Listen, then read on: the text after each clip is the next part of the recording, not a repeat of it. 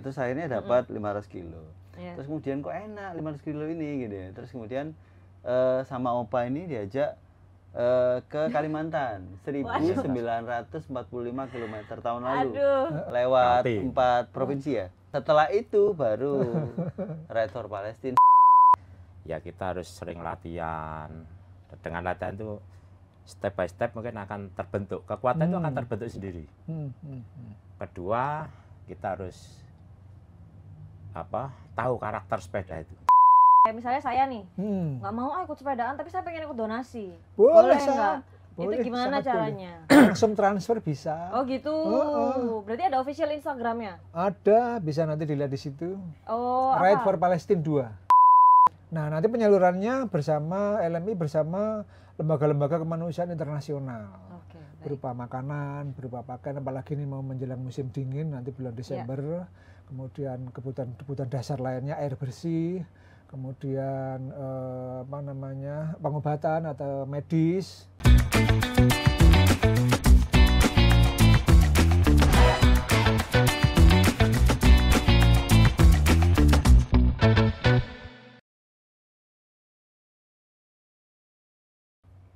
Selamat sore Tribuners. Halo Tribuners.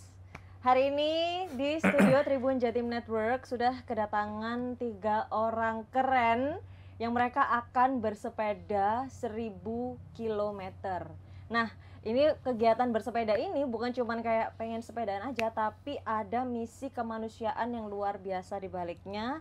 Nah, ini Heftis, saya dari Tribun Jatim Network memperkenalkan 3 pesepeda atau cyclist dari Surabaya yang akan melakukan perjalanan 1000 km Ride for Palestine. Ini dia orang-orangnya. Boleh kita kasih tepuk tangan? Kita tepuk tangan bareng-bareng ya. Nah, ini dari yang paling ujung kanan saya ada Opa Suge. Terus ada Cak Gur.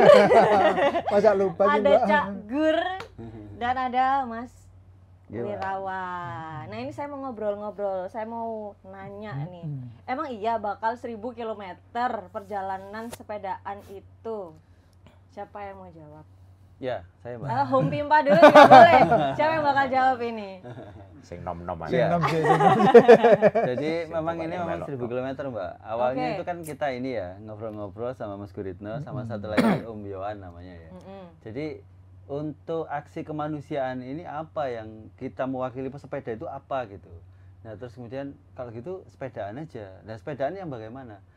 Sebelumnya tahun 2023 kita juga sepedaan bareng-bareng dengan berbagai komunitas, tapi kota-kota gitu. Nah ini apa yang beda gitu. Terus kemudian kita harus long ride Mas, waktu itu gitu. Tapi ya waktu itu temanya udah Ride for Palestine. Jadi mulai 2023, 2024 dan 2025 ini. 2023 itu hanya kota-kota dengan berbagai komunitas pesepeda di Surabaya. 2024 kita juga Ride for Palestine 1000 dan ini 2025 kita lanjutkan gitu ya. Nah, kemudian long ride ini berapa lama gitu. Terus kemudian kalau angka psikologisnya ya 1000 gitu. Terlihat banyak, terkesan banyak, terlihat gitu, jauh. terkesan jauh, Dan memang jauh, jauh, nggak terkesan, nggak main-main. Terus kayaknya itu heroik ngono kayaknya, gitu sih. Akhirnya ketemu angka 1000 itu. Terus 1000 ini kemana gitu? Kalau sebenarnya Surabaya Jakarta itu nggak sampai 1000 ya 750 sampai 800-an ya. Itu. Kemudian ya berarti tarik kencang itu ya. Iya kalau tarik kencang ya. Itu berarti kita harus zigzag ini. Agak menggok ke sana, ke sini gitu. Biar pas. 1000. Pas 1000. Paskan. Oh baik. Lalu kenapa Ride for Palestine? Ya. Mas Guritno, Mas. Cagur. Cagur. Kenapa Ride for Palestine? Jadi orang bersepeda itu kan banyaknya itu kan pengen happy, banyaknya itu kan pengen melepaskan kejenuhan, banyaknya itu pengen rekreasi. Nah, kita punya ide Ride for Palestine itu pengen bersepeda yang selain rekreasi, selain happy juga punya makna. Apa makna dalam kehidupan yang hakiki? Makna kehidupan hakiki itu menurut kami makna kepedulian, makna kemanusiaan, makna kebersamaan, makna saling berbagi, maka muncullah itu Ride for Palestine.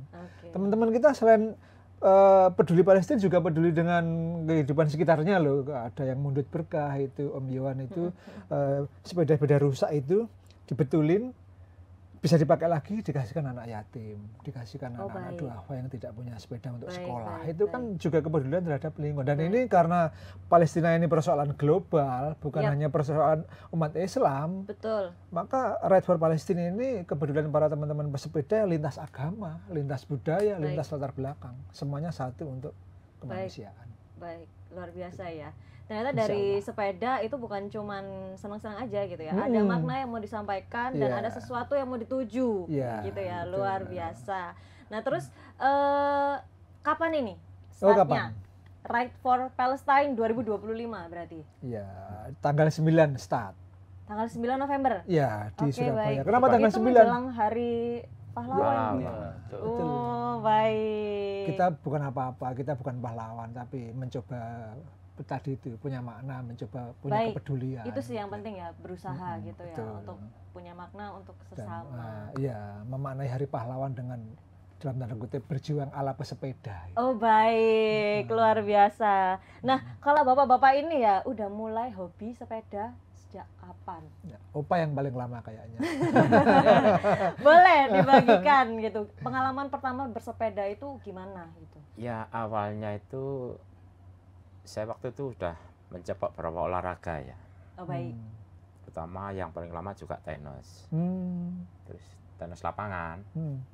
Setelah di usia mendekati 35 lebih, kok ini malah terasa nyeri lutut ini.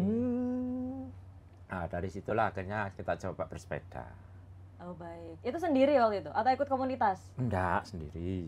Ada ya komunitas, ada komunitas sebentar ya wes namanya kurang pas bubar. Akhirnya kita karena sudah menemukan dengan bersepeda itu sangat bermanfaat bagi saya, ya udah terus sampai sekarang ini. Oke, manfaatnya apa itu apa? Ya manfaat yang saya rasakan yang tadi lutut mau sakit, dengan bersepeda kok lebih nyaman. Alhamdulillah sampai sekarang ya. Dan yang enggak minta ya. Betul, ya, betul. Alhamdulillah aman semua. Oh, terus baik. dari itu ya udah akhirnya jadi hobi. Oke. Ya jadi hobi karena saya juga karena hobi mungkin dibilang hobi berat ya sekarang ya. Saya ada teman, nggak ada teman ya udah jalan. Sepedaan. Sampai tadi sebelum Opa datang, Cak Gur sama Mas Wirawan rasan-rasan gitu. Kalau Opa ini kemana-mana sepedaan. Bahkan kalau saya mau nanya, katanya pertanyaannya jangan sudah sepedaan kemana, tapi mana yang belum? Iya, susah jawabnya. Masuk. Mana yang belum? Mana yang belum apa? Kebetulan di Indonesia yang belum saya injak mungkin Papua sama NTT ya. Oh baik. Ya. Tapi ada rencana kah? Ya keinginan pasti ada. Oh baik. Memang harapan kita selama kita masih bisa dan alhamdulillah selama ini yang saya niat yang punya keinginan cepat atau lambat bisa terpenuhi. Oh baik. Yang penting niatan sebetulnya. Keren, Opa. Kalau Cak Gur? Ya, saya itu bersepeda mungkin lama juga. Kapan? Sejak SD. Karena waktu itu SD alat transportasinya sepeda. Bawa motor juga nggak mungkin ya, karena masih gitu. Saya SD itu sekolah jalan kaki sih, tapi sepeda-sepeda juga dipakai. SMP bersepeda, SMA bersepeda. Tapi mau bersepeda secara kayak beliau berdua ini ya baru akhir-akhir ini gitu. Baru tekun. Agak tekun baru 2022 habis Covid kemarin. Habis Covid loh, bukan saat Covid. Emang waktu pandemi itu lagi tren juga sih. Karena waktu pandemi saya enggak bisa kemana-mana dalam arti tidak sebebas teman-teman, tapi saya malah jadi relawan. Kan memang pekerjaan saya sebagai MLSK di lembaga manajemen infak kan sebagai relawan non-stop 24 jam on call. Oke, baik. Kita melayani pasien-pasien, mengantar jenazah, ambulan itu setiap hari selalu ready. Oke, baik. Nah, setelah Covid selesai, baru kok sepedaku nganggur gitu. sepeda balap jadul yang dulu kita pakai itu akhirnya kita coba pakai. Pada usul 1000 km kemarin saya enggak punya pengalaman. Oh, ini berarti kali pertama Cak Gur. Ini yang kedua. Ini yang kedua. Yang pertama kemarin. Itu yang pertama itu yang nekat berarti. Nekat sekali. Kok bisa nyampe? Saya juga heran sampai sekarang, Mbak. Bisa nyampe itu saya sendiri heran. Jadi kesimpulannya tekad itu paling besar. Yang utama ya. Tekad. Karena tekad itu mempengaruhi tubuh kita untuk diwujudkan tekad itu. Oh baik. Itu. Alhamdulillah sampai. Saya pernah membayangkan bersepeda di Jakarta. Hanya membayangkan apa mungkin suatu saat saya bersepeda di sini di Bundaran HI itu. Ternyata sampai. Karena itu tadi tekad. Tapi waktu itu saya nggak ngerti, nggak membayangkan bagaimana caranya atau gimana caranya. Kayaknya mustahil deh waktu itu ketika saya mimpi batin itu. Nah, ternyata Allah memberikan jalan Ride for Palestine sampailah di Bundaran HI di Jakarta itu dengan bersepeda. 1000 kilometer sepedaan ternyata mampu. Sepeda yang penuh dengan luar biasa itu. Baik. Pengalaman spiritual dan pengalaman fisik. Oh baik. Kalau Mas Wirawan gimana pengalamannya? Ya, kalau seriusnya ini telat saya Mbak. Oh gitu. Ketika teman-teman itu lagi hype-hype-nya itu di COVID ya. Saya setelah COVID itu baru mulai mikir sepeda gitu. Oh, karena tapi saya kan sudah punya sepeda di rumah? Waktu itu belum. Oh, belum punya sepeda ya. Kayak kan mikirnya gini, di usia 40 katanya dokter begitu ya. Itu ketika setelah usia 40 itu fisik mulai menurun pelan-pelan gitu ya. Nah, ini untuk melawan ini apa? Olahraga gitu. Terus olahraga yang bisa, yang efisien waktunya apa? Ketemu sepeda karena dia bisa bike to work gitu ya. Nah, sejak usia 40 itu saya menjual sepeda motor kesayangan saya. Terus kemudian beli sepeda untuk bike to work itu supaya menguatkan komitmen saya untuk berolahraga setiap hari. Tapi untungnya ketika sudah mulai hype itu kan hype-nya turun ya. Harga sepedanya juga turun ya. Oh gitu. Nah, itu. Baik, kalau apa namanya? Mas Wirawan sendiri. Sepedaan 1000 km itu karena ada Ride for Palestine atau emang sebelumnya sering sepedaan jauh? Itu ini Ultraman ini. Jadi saya ini Mbak, apa namanya, setelah saya memutuskan untuk bersepeda, 3 bulan setelahnya itu diajak temen, ayo ikut event 500 kilo gitu. Sepedaan? Sepedaan. Saya itu enggak pernah membayangkan 500 kilo itu gimana rasanya, terus gimana jaraknya, seberapa jauh, berapa lama, itu enggak ini. Nah saya itu biasanya wis pokoknya iya sik, engko mikir gari gitu kan. Kita itu kadang-kadang kebanyakan mikir kendalanya, ya, belum tentu ketemunya ya kan, belum tentu ketemu kendalanya ngono kan. Wis dijalani aja, terus akhirnya dapat 500 kilo. Terus kemudian kok enak 500 kilo ini gitu ya. Terus kemudian sama Opa ini diajak ke Kalimantan 1945 km tahun lalu. Kita upacara kemerdekaan. Upacara kemerdekaan di IKN itu. Tema 17-an. Itu pertama dan mungkin belum ada lagi ya. kurang. Bisa jadi diagendakan lagi. Iya, durung karena loh iku. Iya. Karena soalnya momen ya, di IKN mulai dari Surabaya, Pontianak, terus kemudian sampai di Bontang. Jadi lewat 4 provinsi ya. Kalimantan, Kalteng, Kalsel, Kaltim. Wow. 4 provinsi. Lewat hutan, Mbak. Setelah itu baru Ride for Palestine. Saya pikir belum pulang udah ditantang lagi ke Jakarta ini. Iya. Saya juga ditanya, ayo Pak ikut. Sik aku tak laporan wong omah di Itu penting juga ya. Nang omah seminggu budal maneh. Iya.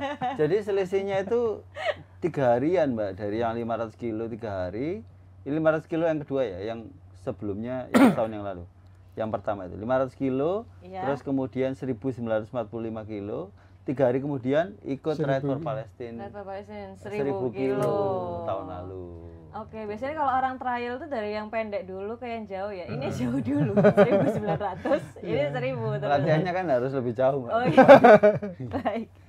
Nah ini kan karena nantinya para pesepeda ya itu akan berkendara cukup jauh ya. Berarti teman-teman yang gabung di Ride for Palestine ini emang orang-orang yang sudah berdedikasi luar biasa gitu ke sepeda gitu. Kalau yang masih pemula gitu bisa nggak gitu? Bisa join, bisa. Bisa ya? Bisa. Jadi nyampe kah itu sampai ke Jakarta? Bahasane sak kuwate.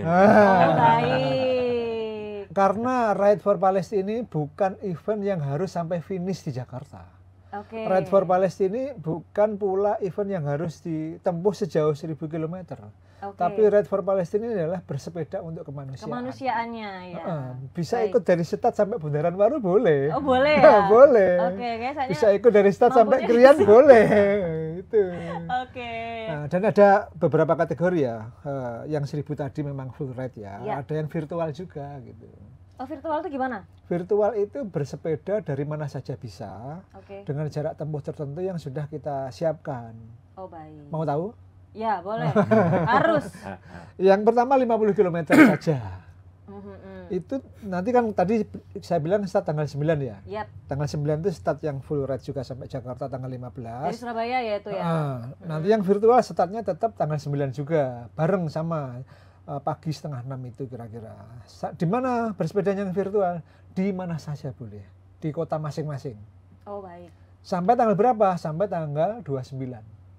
Jadi tanggal 9 sampai tanggal 29 yang virtual, jarak pertama 50 km untuk keluarga, untuk orang tua, untuk anak-anak juga bisa diajak. Artinya family sport gitu ya, anak-anak bisa diajak. Kan 50 km ditempuh selama 20 hari. Jadi satu hari bisa menempuh 5 kilo cukup. 5 kilo kali 10 hari berapa? Udah 50 kilo. Itu kira-kira asumsinya ya.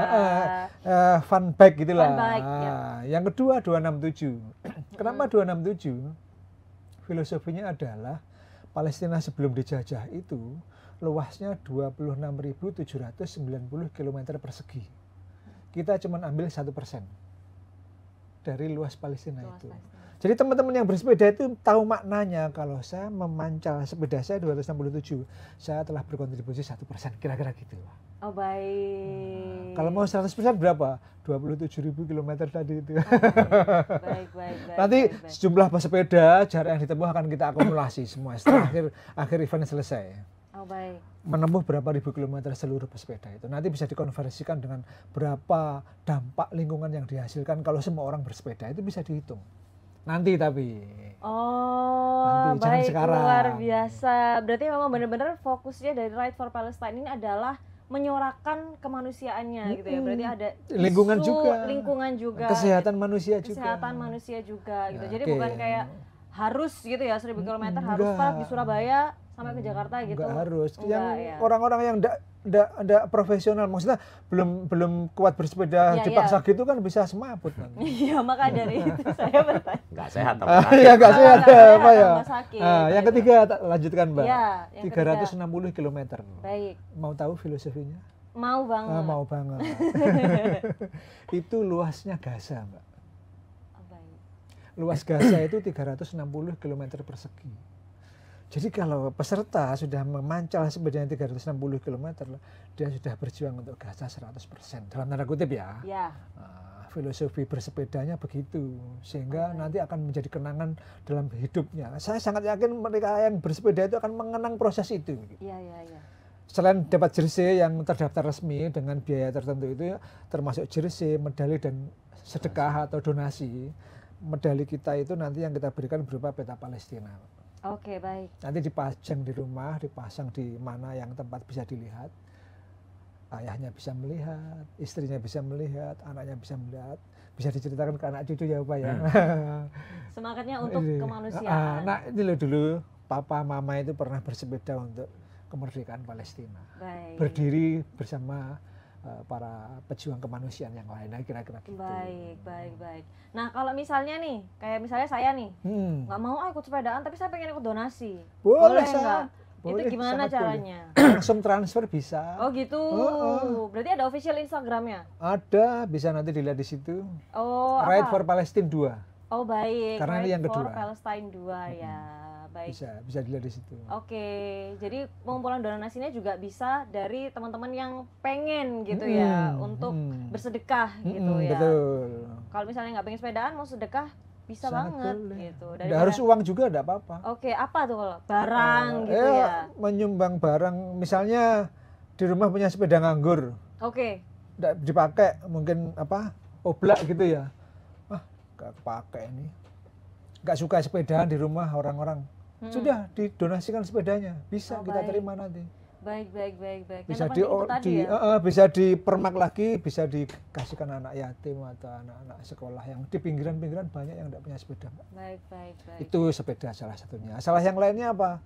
Mau bersedekah kendaraan bisa. Mendukung peserta Ride for Palestine ini pakai ambulan misalnya bisa. Oh baik. Pakai mobil evakuasi atau mobil supporting ya, mobil untuk logistik misalnya boleh banget. Nanti kalau ada peserta ya kita jaga nih ya, bukan bermaksud mengharapkan untuk safety gitu ya. Mitigasi. Mudah-mudahan tidak ada resiko, mudah-mudahan tidak ada kecelakaan.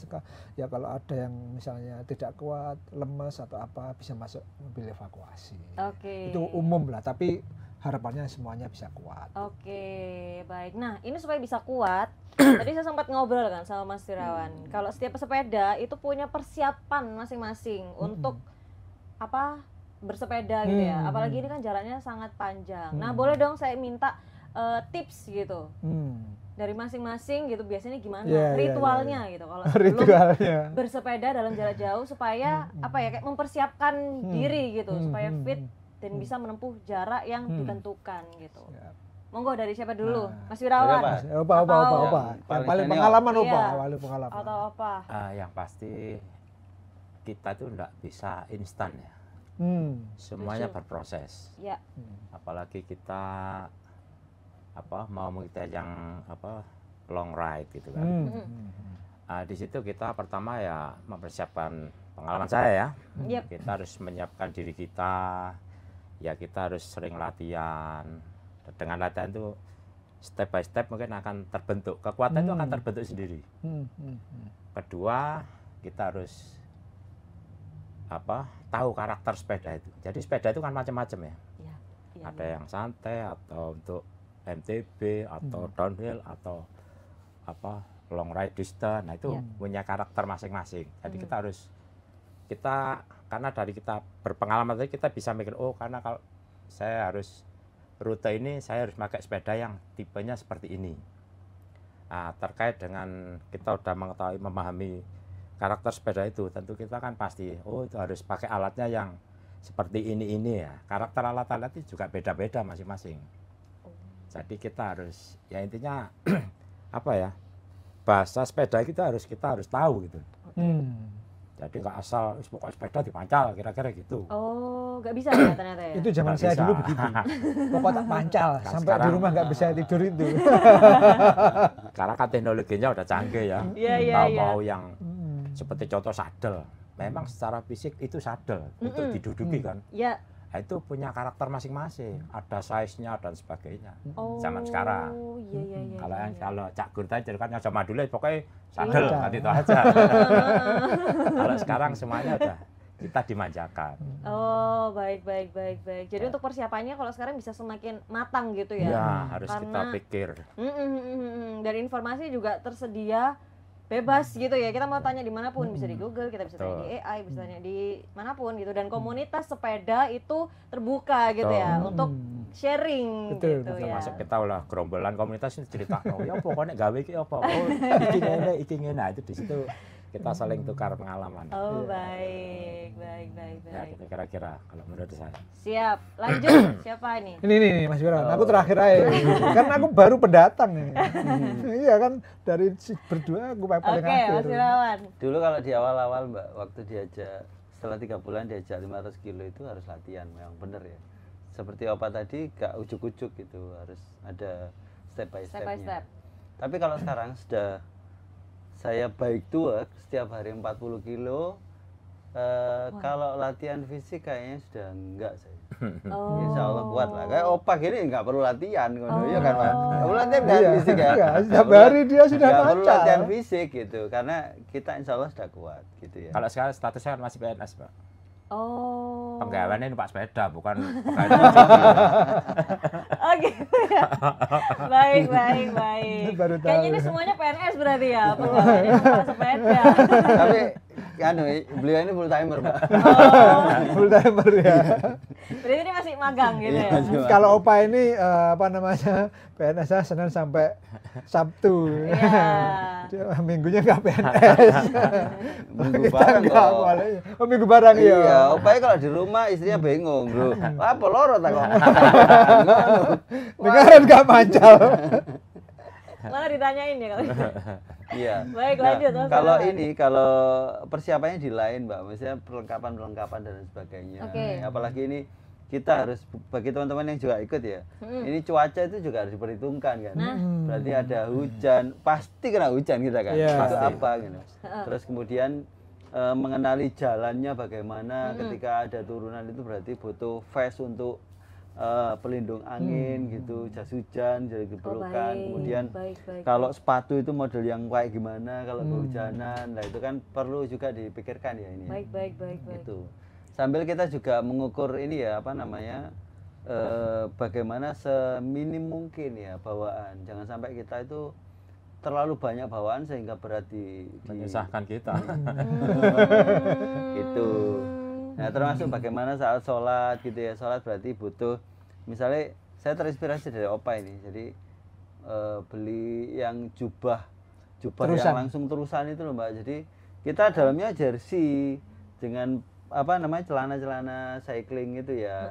Jadi kan kalau itu dipakai sholat kan juga nggak pantas gitu. Nah kalau pakai jubah sekali masuk sudah tutup semua gitu kan. Nah yang begitu itu perlu gitu. Itu yang lebih dipersiapkan sih. Oke, baik.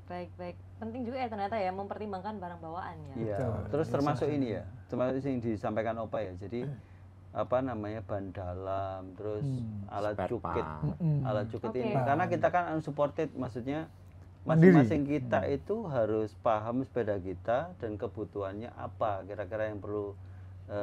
Kalau misalkan ada error-errornya kita harus bawa alat apa, itu masing-masing kita harus. Dan harus sedikit mengerti tentang memperbaiki kerusakan sepeda yang sifatnya dadaan ya. Oh baik. Ya mancal ya jadi tukang kalau memungkinkan. Misalnya ban bocor kan kita bongkar sendiri. Iya. Pompa itu kan berarti harus. Nggak mungkin kan Mbak, kita nggak tahu misalnya ada bocor di mana gitu. Kalau kita ngandalkan tambal ban, wah ya sopi Mbak ini. Kalau nemu langsung buang. Iya kalau nemu. Kalau enggak nemu. nuntun lah. Oke, baik, itu dari Mas Irawan ya. Dari Cak Gur sekarang. Ya, ada konsep tentang olahraga yang perlu dipahami oleh semua orang. Ya. Apa itu? Yang faktor internal itu faktor diri kita sebagai pelakunya. Apa itu? Faktor fisik dan mental. Fisik itu apa? Kalau kita mau memahami orang yang berolahraga, komponen fisik itu ada 4. Yang pertama kecepatan, kemampuan seseorang untuk bergerak cepat. Yang kedua daya tahan, ketahanan seseorang untuk bergerak dalam waktu yang lama. Long ride ini 1000 km ini kan lama. 7 hari Mbak. Oh baik. 7 hari. Jadi kalau tidak memiliki ketahanan selama 7 hari, ya bisa tepar nanti itu. Kecepatan untuk 7 hari ini tidak terlalu penting, tapi perlu juga dilakukan. Misal, loh kok sudah mepet waktunya, di Madiun nanti ketemu dengan wali kota rencananya. Ditunggu Pak Wali Kota di Balai Kota. Di Jogja nanti ditunggu teman-teman panitia lokal di Jogja untuk pengajian akbar menyambut kedatangan para pejuang pesepeda tadi itu. Dan seterusnya, itu butuh itu. Ketiga, kelentukan fisik untuk menyesuaikan dengan kondisi-kondisi ketika bersepeda dan berolahraga lainnya. Yang keempat itu apa tadi? Kekuatan. Kecepatan, daya tahan, kelentukan, kekuatan. Nah, kekuatan ini seperti Opa Wirawan ini kan memiliki kekuatan yang lebih besar daripada saya. Bisa dilihat dari badannya. Kenapa? Badan yang terlatih, yang lebih tinggi, lebih besar itu lebih kuat pasti dibanding badan yang kecil. Kekuatan itu fungsinya untuk apa? Ya untuk memastikan nanti kecepatan daya tahannya juga tersupply secara fisiknya. Tercukupi. Itu namanya konsep pembinaan kondisi fisik 4 dasar. Kekuatan dan kecepatan itu nanti jadi power. Tahu Mike Tyson? Tahu petinju. Tahu kan petinju kan? Iya. Yang Muslim Habib misalnya. Itu kan kalau memukul cepat langsung KO kan? Iya. Mike Tyson. Itu kekuatannya sangat besar, kecepatannya sangat cepat. itu namanya power. Oh, baik. Memiliki kecepatan dan daya tahan yang bagus, itu dua-duanya kecepatan dan daya tahan digabungkan jadi itu namanya stamina. Stamina itu bergerak dengan cepat dan bergerak secara jauh. Okay. Nah, kemarin Om Wirawan sama Opa ini kan di Kalimantan, panjang, dan salah satu rutenya juga dengan kecepatan tinggi, itu stamina namanya. Pernah kita kemarin dites sama Om Yo ya, di daerah Brebes kalau nggak salah menuju Pekalongan atau setelah Pekalongan itu. Sebelum Cirebon apa? Jadi selama kurang lebih 20 kilo itu kecepatannya berapa? 38. Selama 20 kilo 38 kan ngejar maghrib, Mbak. Oh. 38 itu genjot kenceng terus. Iyalah. Ngejar maghrib apa ngejar es buah? Iya, salah satunya itu. Es buah. Iya. Awalnya dia gak harus es buah nanti kan. Kok ketepaan ada es buah. Ada, bener ada es buah. Makan es buah dulu baru maghriban. Sebelahnya di masjid kan. Karena kan jauh itu kan kita nggak tahu di kampung atau di kan jalan antar kota antar kabupaten kan ada yang agak sepi gimana gitu, kebut aja gitu. Oke. Itu namanya stamina dan seterusnya. Itu persiapan internal tubuh kita. Kemudian persiapan mental tadi, tekad. Yang paling dominan menurut saya mental itu niat. Niatnya itu apa? Niatnya itu seperti apa? Motivasinya apa? Kalau niatnya sudah bulat, sudah kuat kayak Opa ini kemarin saya tanya. Jawaban Opa, niat saya sudah lurus ke mana, Pak? Nanti biar diceritakan Opa. Setelah finish Jakarta sudah punya niat yang lurus, tidak bisa diganggu gugat. Oh, baik. Itu niat dan tekad mental itu. Nah, yang faktor eksternal itu faktor sepeda, faktor dukungan alat-alat, faktor dukungan lingkungan, faktor dukungan keluarga, itu eksternal. Itu harus disiapkan juga. Oh, baik. Jadi keluarga itu ya, penting. Ya. Coba kalau nggak ada izin atau visa dari keluarga bisa jadi berantakan. Baik. Menteri Dalam Negeri. Bendaharanya harus ACC dulu. Iya, bendahara itu harus ACC. Kan butuh biaya juga itu. Iya. Oke. Itu salah satu persiapannya. Gitu. Oke, baik. Nah ini nanti 1000 km Ride for Palestine ini rutenya di mana, terus berhentinya di mana aja? Apakah 1000 km? Tadi kan katanya dibagi 7 hari ya? Iya, 7 hari. 7 etape. 7 etape. Start Surabaya, etape 1 Surabaya Madiun. Insya Allah finishnya di Balai Kota Madiun. Okay. Nanti bersama Wali Kota, ya kita ngobrol, diskusi dan lain sebagainya ya. Pemerintah juga mendukung bahwa aksi kemanusiaan itu penting gitu. Bahkan Presiden sendiri menyatakan menyiapkan 20.000 pasukan perdamaian kalau dibutuhkan dunia gitu kan, itu dukungan yang kuat itu. Termasuk yang terakhir menyiapkan lahan 10 atau 15 hektar 15.000 hektar di Kalimantan untuk mendukung suplai logistik ke Palestina. Nanti dari Indonesia dikirim ke sana hasil panen misalnya begitu, itu kan dukungan yang kuat. Kemudian yang kedua, etape kedua itu Madiun, Jogja. Ya cukup jauh juga, 180-an kilometer. Ya jauh sekali. Di Jogja juga sudah disiapkan teman-teman Jogja menyiapkan acara pengajian, mengundang banyak komunitas. Ini loh cara berjuang, bukan hanya di dalam masjid, bukan hanya di dalam kajian-kajian, tapi orang lain juga bisa berjuang dengan caranya. Ya, gitu. Oke, baik. Ada banyak cara untuk betul. berjuang. Ada banyak alasan untuk peduli. Ya, setuju. Jogja, Semarang. Di Semarang ini masih sedang proses juga. Nanti teman-teman Semarang juga banyak yang support gitu dari Jogja ke Semarang, di Magelang dan lain sebagainya. Semarang, Brebes. Etape berapa? 4. Brebes, Bandung ini juga jauh, 180-an kilo dan rollingan ya. Rollingan naik Bukit Gunung Sumedang. Aduh. Itu. Udah capek, naik. Itu semakin effort ya. Ya, lebih kuat effortnya itu. Bandung finishnya nanti di Gedung Sate. Oh baik, Gedung di Bandung Sate. itu ya. Dan kita menginap di kampus besar di sana, di Masjid Salman ITB. Wih, Insya Allah. Gitu. Jadi kita sudah mengerahkan jejaring filantropi. Sudah kita koordinasi, insya Allah mudah-mudahan semuanya lancar, optimal, lancar gitu. Ya. Karena kita tidak ingin berjuang sendirian, Mbak. Ya. Bahwa perjuangan ini milik semua orang yang peduli, betul. Lintas agama. Ya. Di Bekasi, Bandung Bekasi etape 6. Insya Allah sudah disiapkan teman-teman Bekasi juga. Bekasi, Jakarta, Kemenlu. Itu yang menurut pendapat kita yang sudah kita persiapkan dan kita koordinasi nanti paling besar pesertanya. Oh baik. Ada Borak di Bekasi, ada Bike to Work. Bike to Work itu nasional, pusatnya di itu Jakarta. Komunitas ya? Komunitas bersepeda. Ya. Sama Mas Wirawan misalnya tadi mancal ke tempat kerja kan Bike to Work. Bike to Work. Itu komunitasnya besar banget. Dan ada komunitas relawan di Jakarta yang juga ikut. Oke. Ya mungkin 200 sampai 300 orang bisa ikut nanti. Dari Bekasi ke Jakarta atau di tengah-tengah perbatasan Bekasi ke Jakarta misalnya. Bike to Work sudah survei dari etapa terakhir itu nanti rutenya lewat ini, pit stopnya di sini, ada semacam shower untuk kalau mau istirahat sejenak, mandi juga bisa, mau recharge refill refill air sudah disediakan. Di beberapa etapa itu teman-teman sudah nanti di Mojokerto sudah disiapkan. Nanti tolong berhenti di Mojokerto, saya siapkan titiknya, saya siapkan refill minuman, saya siapkan buah-buahannya gitu. Luar biasa teman-teman itu.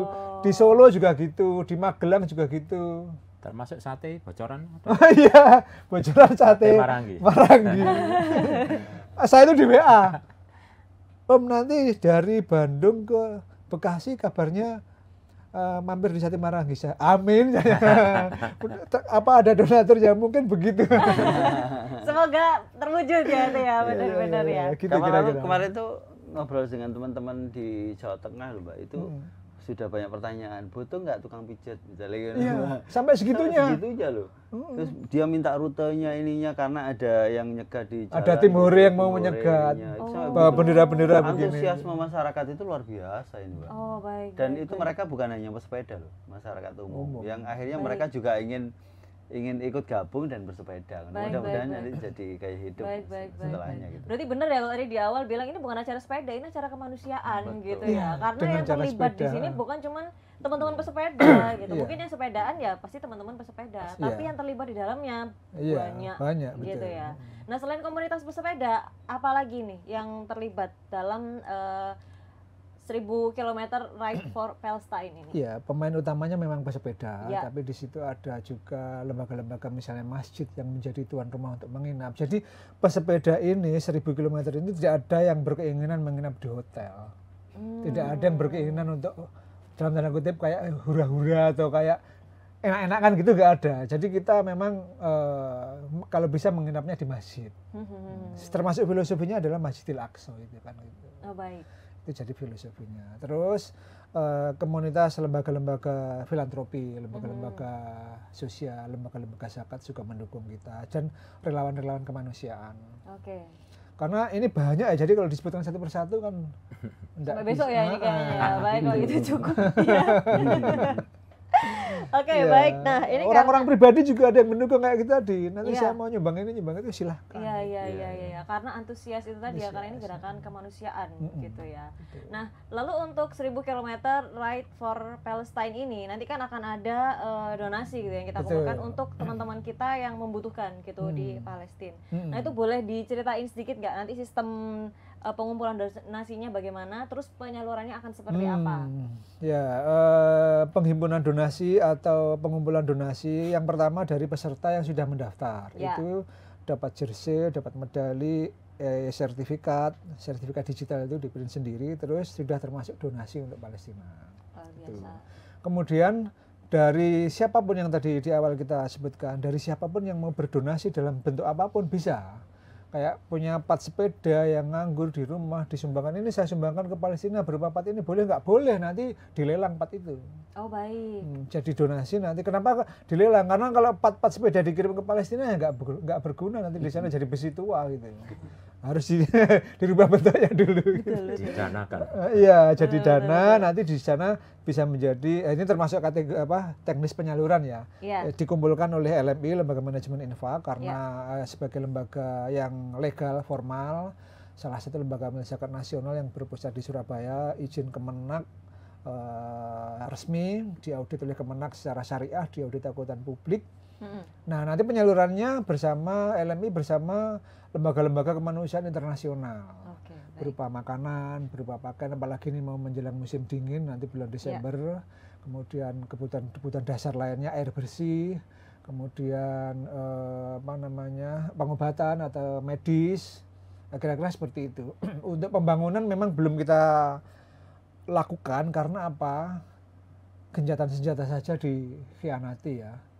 Yep. Mereka pulang bangun tenda, bangun rumah semi permanen, maunya mungkin triplek atau apa, ya dibom lagi habis. Jadi pembangunan memang belum bisa dilaksanakan. Kalau sudah bisa dilaksanakan, teman-teman itu sangat cepat, sangat kuat untuk mobilisasi bantuan. Bisa bangun rumah sakit, bisa. Indonesia punya rumah sakit di sana.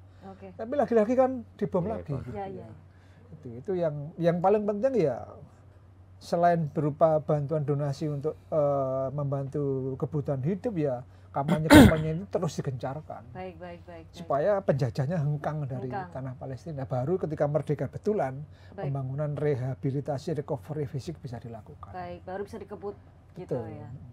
Berarti nanti finishnya tadi akan di Kementerian Luar Negeri gitu. Nah, apa nih yang akan disampaikan untuk pemerintah Indonesia ketika nanti teman-teman sampai di Kemenlu gitu? Ya, ini apa ya, kemarin bentuknya tanda tangan dukungan ya, berupa piagam kemanusiaan untuk Kementerian Luar Negeri bahwa para pesepeda ini mendukung penuh pemerintah Republik Indonesia, mendukung penuh negara Republik Indonesia untuk berperan aktif mewujudkan kemerdekaan Palestina. Berperan aktif menghapuskan penjajahan dari muka bumi sebagaimana amanah Undang-Undang Dasar 45. Ya nanti mungkin dukungan berupa tanda tangan itu kita kumpulkan, kita serahkan kepada Kementerian Luar Negeri. Mewakili komunitas, mewakili individu dan seterusnya. Ya, keren. Lalu ada nggak pesan untuk anak-anak muda Indonesia, kenapa mereka harus sensitif gitu ya dan bergerak gitu untuk isu-isu kemanusiaan gitu? Yang ada di negara sendiri maupun di luar negeri. Diteruskan aja ya.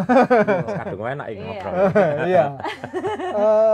Anak muda itu lokomotif, Pak, menurut saya. Iya. Kenapa lokomotif? Energinya besar. Pikirannya bersih. Kenapa saya sebut pikirannya bersih? Karena belum terkontaminasi pikiran-pikiran memperkaya diri dalam tanda kutip ya. Belum terkontaminasi pikiran-pikiran negatif untuk menguasai dalam tanda kutip, apa ya istilahnya itu, menghegemoni dalam tanda kutip tertentu itu. Kalau pemuda-pemuda ini memiliki pikiran yang bersih, memiliki cita-cita yang bagus, yang setinggi-tingginya begitu ya, dan kemudian memobilisasi kekuatannya untuk hal-hal yang positif, karena Indonesia Emas 2045 ya. Kalau para pemuda ini mampu menggerakkan dirinya dengan segala macam potensi positifnya, Indonesia akan memimpin dunia. Termasuk para pesepeda. Kan ini gerakan sepeda ini kalau mau ditindaklanjuti lebih serius bisa menjadi sebuah gerakan besar. Transportasi bersepeda, bekerja bersepeda, rekreasi bersepeda, apalagi kan banyak juga. Sehingga apa? Udara bersih, tidak pengap. Kita bersepeda malam hari itu kan pakai lampu ya Mas ya. Di gang-gang misalnya atau di jalan-jalan utama, ketika kita menggunakan lampu sepeda kita itu, partikel-partikel kecil itu berterbangan. Dari sepeda motor, dari mobil. Kalau tanpa lampu itu nggak kelihatan. Ternyata udara kita itu kotor. Walaupun di gang-gang masuk perkampungan, saya melihat, oh ternyata begini udara kita itu. Maka kalau mau menciptakan lingkungan yang bersih, alat transportasi kita itu harus yang zero emisi, zero polusi, zero polusi, yaitu sepeda.